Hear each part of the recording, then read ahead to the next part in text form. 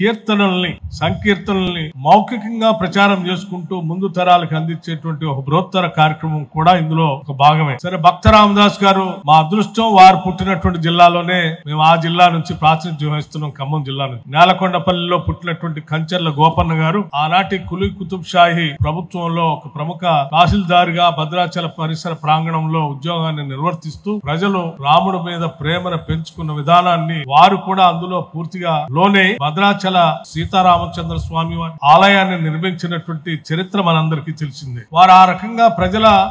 నిధులతో ఆడ కట్టినటువంటి సీతారామచంద్ర స్వామి దేవస్థానం గొప్పగా ప్రసిద్ధి చెందినప్పటికీ ప్రభుత్వానికి కట్టవలసినటువంటి డబ్బుల్లో భక్తి పార్వశితో రాముడు నిర్మాణం కోసం కట్టారు కాబట్టి వారిని ఖైదు చేస్తే కూడా వారి భక్తిని వదిలిపెట్టకుండా కీర్తన రూపేణ దాశరథి కీర్తనల్ని పెద్ద ఎత్తున చివరికి జైల్లో ఉండి కూడా, గోల్కొండ కోటలో జైల్లో ఉండి కూడా సంకీర్తనలు చేసినటువంటి